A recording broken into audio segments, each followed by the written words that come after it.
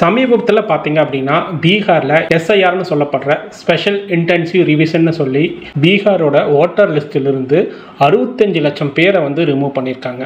So அந்த மாதிரி தமிழ்நாட்டுக்குள்ள நடக்கிறதுக்கு சான்சஸ் இருக்கா? எஸ்ஐஆர்னா என்ன, எஸ்ஆர்னா என்ன, ஏஆர்னா என்ன, சிஆர்னா என்ன அப்படிங்கிற ஃபுல் டீட்டெயில்ஸை பார்க்கலாம். அதே மாதிரி நீங்கள் ஒரு வாக்காளராக இருந்தீங்கன்னா உங்கள் பேர் எஸ்ஐஆரில் எடுக்கும்போது நீக்காமல் இருக்கிறதுக்கு நீங்கள் என்னென்ன பண்ணணும், அப்படி நீக்கிட்டாங்கன்னா நீங்கள் என்னென்ன பண்ணணும், இப்போ இருக்கிற வாக்காளராக இருந்தீங்க அப்படின்னா அதில் உங்களுடைய ஓட்டர் ஐடியை டவுன்லோட் பண்ணுறது எப்படி, ஓட்டர் ஐடியில் திருத்தங்கள் எப்படி கொண்டு வர்றது, ஃபோட்டோ சேஞ்ச் பண்ணுறதோ இல்லை நேம் சேஞ்ச் பண்ணுறதோ இல்லை அட்ரஸ் சேஞ்ச் பண்ணுறதோ, ஒரு சட்டமன்ற தொகுதியிலேருந்து இன்னொரு சட்டமன்ற தொகுதிக்கு அட்ரஸை சேஞ்ச் பண்ணி ஓட்டர் லிஸ்ட்டை சேஞ்ச் பண்ணுறது எப்படி, புதுசாக 18 வயசு ஆகி புதுசாக வந்திருக்கிறீங்க அப்படின்னா உங்களுக்கு புதுசாக ஆன்லைன்லேயே ஓட்டர் லிஸ்ட்டில் உங்கள் பேரை ஆட் பண்ணி ஓட்டர் ஐடியை எப்படி டவுன்லோட் பண்ணுறது அப்படிங்கிற ஃபுல் டெமோ தான் இந்த வீடியோ. ஸோ ஸ்கிப் பண்ணாமல் தொடர்ந்து பாருங்கள். இது கார்ப்பரேட் பாலிடிக்ஸ் 2.0. பீகாரில் பார்த்தீங்க அப்படின்னா 65 லட்சம் பேரை ஓட்டர் லிஸ்ட்லேருந்து சமீபத்தில் ரிமூவ் பண்ணாங்க. அது எதன் மூலம் ரிமூவ் பண்ணாங்கன்னு பார்த்தீங்கன்னா எஸ்ஐஆர், ஸ்பெஷல் இன்டென்சிவ் ரிவிஷன்.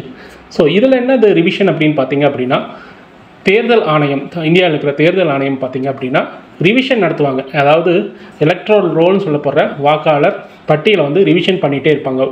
வருஷம் ஆனுவலாக பண்ணுறதுக்கு பேர் வந்து ஆனுவல் ரிவிஷன் சொல்லுவாங்க. இது எப்பவுமே ஜனவரி 1ஆம் தேதி, ஜனவரி மாதத்தில் நடக்கும். ஜனவரி 1ன்னு இல்லை, ஜனவரி மாதத்தில் ஸ்பெஷல் ரிவிஷன் நடத்தி அப்போ ஆனால் டெலிஷன் அடிஷன்லாம் பண்ணி உங்களுக்கு எலக்ட்ரல் ரோலில் வந்து டிஸ்பிளே பண்ணுவாங்க. ஸோ நீங்கள் போய் உங்கள் பேர் உங்களுடைய பூத்தில் வந்திருக்கா அப்படிங்கிறத செக் பண்ணிக்கலாம். அதை எப்படி செக் பண்ணுறது அப்படிங்கிறத பின்னாடி பார்க்கலாம். அடுத்த ரிவிஷன் என்னன்னு பார்த்தீங்கன்னா ஸ்பெஷல் ரிவிஷன். எப்பப்பெல்லாம் வந்து எலெக்ஷன் நடக்குதோ இல்லை வந்து ஏதாச்சும் சில மாற்றங்கள் நடக்குதோ அப்போல்லாம் வந்து எலெக்ஷன் கமிஷனே இந்த எலக்ட்ரல் ரோலை வந்து ஸ்பெஷல் ரிவிஷன் பண்ணுவாங்க. அதுக்கு பேர் எஸ்ஆர்னு சொல்லப்படுற ஸ்பெஷல் ரிவிஷன். அடுத்தது எஸ்ஐஆர், ஸ்பெஷல் இன்டென்சிவ் ரிவிஷன் சொல்லப்படுறது வந்து இது வந்து ரேராக தான் நடக்கும். ஏதாச்சும் குளறுபடி இருக்குது அப்படின்னு எலெக்ஷன் கமிஷன் நினச்சாங்க அப்படின்னா ஸ்பெஷல் வீடு ஒரு டோர் பை டோராக போய் செக் பண்ணி எலக்ட்ரல் ரோலை வந்து ரிவிஷன் பண்ணுவாங்க. இதுதான் சமயத்தில் பீகாரில் இருந்து 65 லட்சம் பேரை வந்து ஓட்டர் லிஸ்ட்லேருந்து ரிமூவ் பண்ணியிருப்பாங்க. இதுதான் ஸ்பெஷல் இன்டென்சிவ் ரிவிஷன் எஸ்ஐஆர்னு சொல்லப்படுறது.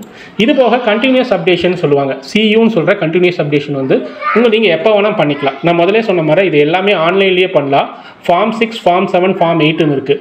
ஃபார்ம் 6ங்கிறது வந்து பார்த்தீங்க அப்படின்னா புதுசாக ஓட்டர் வந்து உள்ளே வந்து ஓட்டர் லிஸ்ட்டுக்குள்ளே வராரு, 18 வயசாகி வராரு அப்படின்னா ஒரு ஃபார்ம் 6 யூஸ் பண்ணி ஓட்டர் லிஸ்ட்டில் அவர் பதிவு பண்ணிட்டாருன்னா ஓட்டர் ஐடியை டவுன்லோட் பண்ணிக்கலாம்.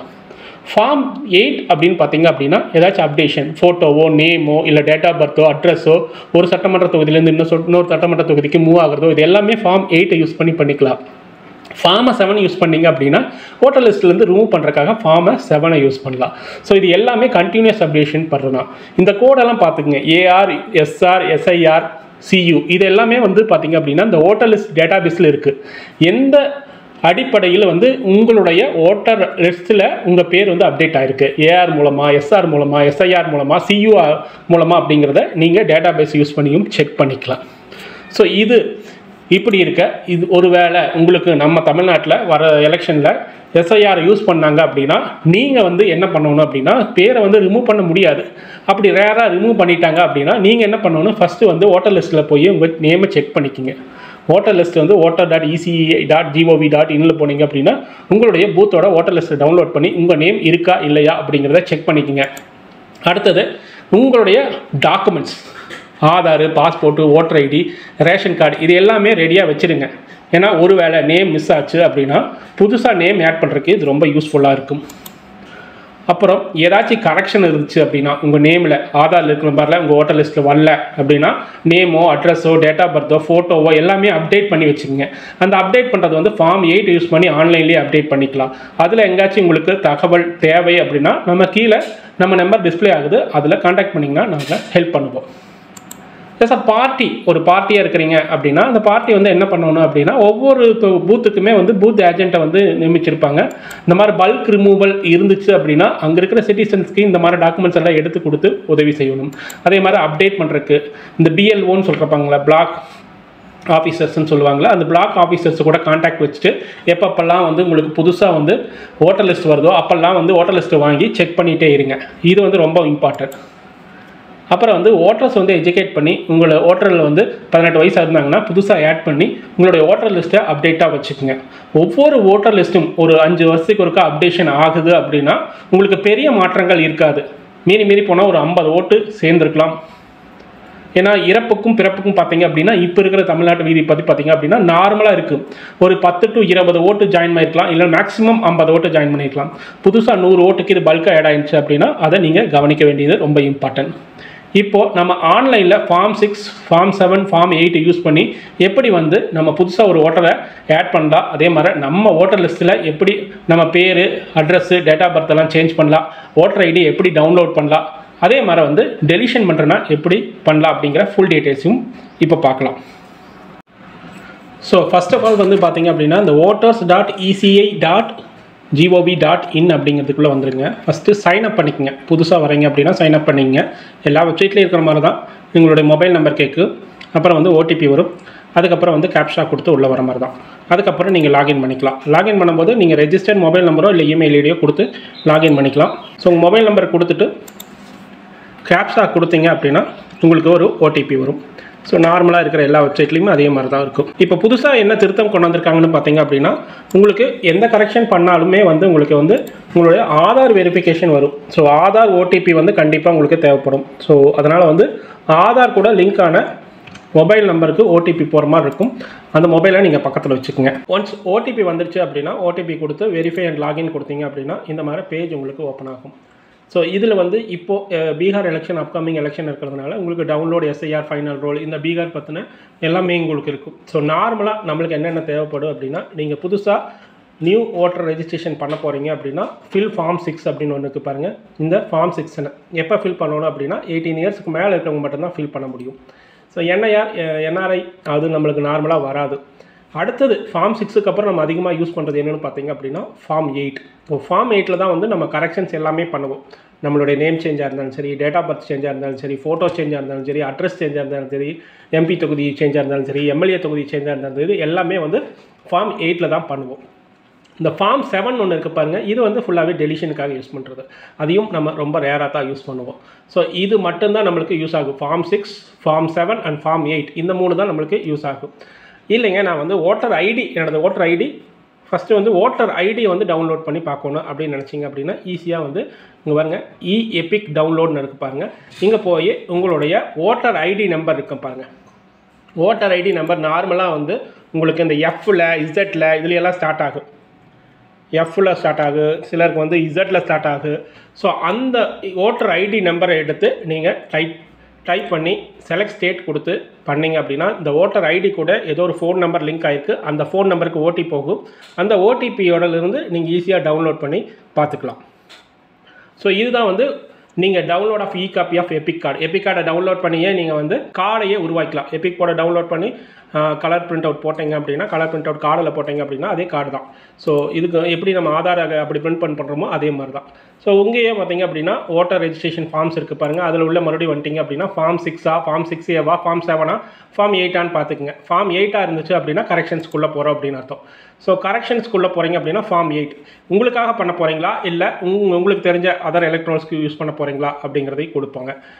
இப்போ செல்ஃப்னு கொடுத்துட்டீங்க அப்படின்னா உங்களுடைய எபிக் நம்பர் டிஸ்பிளே ஆகும். இந்த FEQT அப்படிங்கிற மாதிரி டிஸ்பிளே ஆகும். அது சப்மிட் பண்ணிங்க அப்படின்னா உங்களுடைய நேம் வரும், நீங்கள் உங்களுடைய பூத் வரும், நீங்கள் எந்த அசம்பிளி செக்ஷன் கீழே இருக்கீங்க, உங்கள் ஸ்டேட் என்ன, உங்களுடைய அசம்பிளி என்ன, உங்களுடைய பூத் நம்பர் என்ன, உங்களுடைய சீரியல் நம்பர் என்ன, உங்கள் நேமு, சர்நேமு, உங்களுடைய ரிலேட்டிவ் நேம், அப்பா பேரோ இல்லை ஹஸ்பண்ட் பேரோ அப்படி இருக்கும். ஸோ அது கரெக்டாக இருந்துச்சு அப்படின்னா ஓகேன்னு கொடுத்தீங்க அப்படின்னா நீங்கள் என்ன பண்ண போகிறீங்க. நம்ம ஃபார்ம் 8 கிளிக் பண்ணி தானே வந்திருக்கோம். ஃபார்ம் 8 கிளிக் பண்ணும்போது ஷிஃப்டிங் ஆஃப் ரெசிடென்ஸா, correction of entries in existing electoral ரோலா, issue of replacement of EPIC without கரெக்ஷனா, request for making as person with disability வந்ததுக்கப்புறம் நீங்கள் வந்து டிசபிலிட்டி அப்படிங்கிறத கொடுத்தும் பண்ணலாம். ஸோ இதில் வந்து நார்மலாக நம்ம என்ன பண்ணுவோம் அப்படின்னா ஷிஃப்டிங் ஆஃப் ரெசிடென்ஸ் கொடுப்போம்.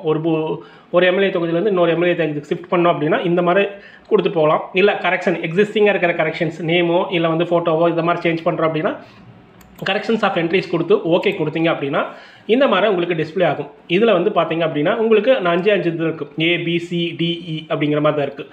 ஸோ இது ரொம்ப ஈஸி. ஃபஸ்ட்டு வந்து நீங்கள் வந்து எந்த அசம்பிளி செக்ஷனில் இருக்கிறீங்க அது எல்லாமே அதே கொடுத்துருக்கும். இது எல்லாமே கரெக்டாக அப்படின்னா நெக்ஸ்ட்டு கொடுத்துக்குங்க. இதில் இங்கே உங்கள் வந்து நேமு எபிக் நம்பர் டிஸ்பிளே ஆகும். இதில் உங்களுக்கு ஏதாச்சும் சேஞ்சஸ் இருக்கா, எக்ஸாம்பிள் நேமில் ஏதாச்சும் சேஞ்ச் இருக்கா, இல்லை ஆதார் நம்பர் லிங்க் பண்ண போகிறீங்களா, இல்லை வந்து relative name, father name, husband name add பண்ண போகிறீங்களா, இமெயில் ஐடி ஆட் பண்ண போகிறீங்களா, அது எல்லாமே டீட்டெயில்ஸில் ஆட் பண்ணிக்கோங்க. அப்புறம் வந்து சப்மிட் ஷிஃப்டிங் ஆஃப் ரெசிடென்ஸா இல்லை வந்து கரெக்ஷனாக இதை வந்து நீங்கள் முதலே நம்ம சொல்லிட்டோம் எக்ஸிஸ்டிங்கில் கரெக்ஷன் பண்ண போகிறோம் அப்படின்னு.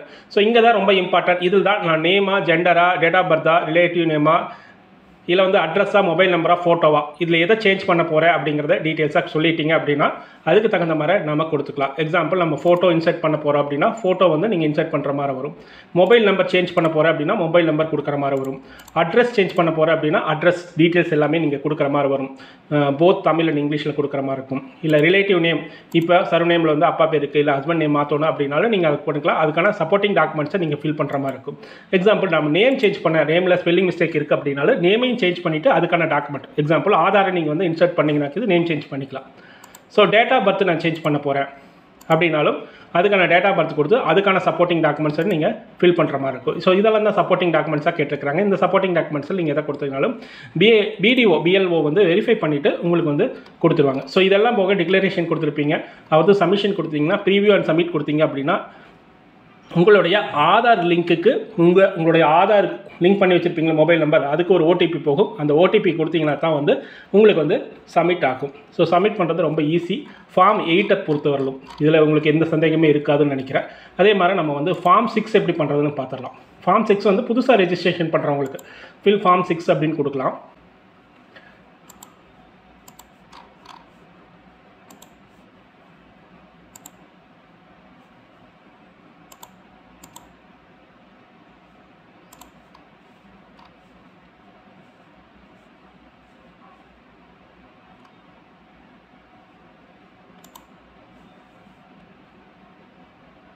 ஸோ இப்போ நான் வந்து எனக்கு வந்து எலக்ட்ரல் ரோலை டவுன்லோட் பண்ணி பார்க்குறதுனால டவுன்லோட் எலக்ட்ரல் ரோல் பார்த்துட்டு நீங்கள் எந்த டிஸ்ட்ரிக்டில் இருக்கிறீங்க, எந்த ஸ்டேட்டில் இருக்கிறீங்க, எக்ஸாம்பிள் தமிழ்நாட்டில் இருக்கிற அப்படின்னா தமிழ்நாட்டை கொடுத்துட்டு, நீங்கள் எந்த டிஸ்ட்ரிக்டில் இருக்கிறீங்க, ஈரோடுனா ஈரோடு கொடுத்துட்டு, நான் வந்து எந்த இதில் எக்ஸாம்பிள் நான் பவானினா பவானி கொடுத்துட்டு, எந்த language, roll number, final draft copy புதுசாக வந்திருக்குது அப்படின்னு பார்த்தீங்கன்னா 2025 அது கேப்ஷா கொடுத்துட்டு, எந்த தொகுதி அப்படிங்கிறது, எந்த பூத் அப்படிங்கிறத கொடுத்துட்டு அந்த பூத்தை செலக்ட் பண்ணி ஓகே கொடுத்தீங்கன்னா அந்த பூத்தோட ஓட்டர் ஐடி, ஓட்டர் லிஸ்ட் வந்து உங்களுக்கு வரும்.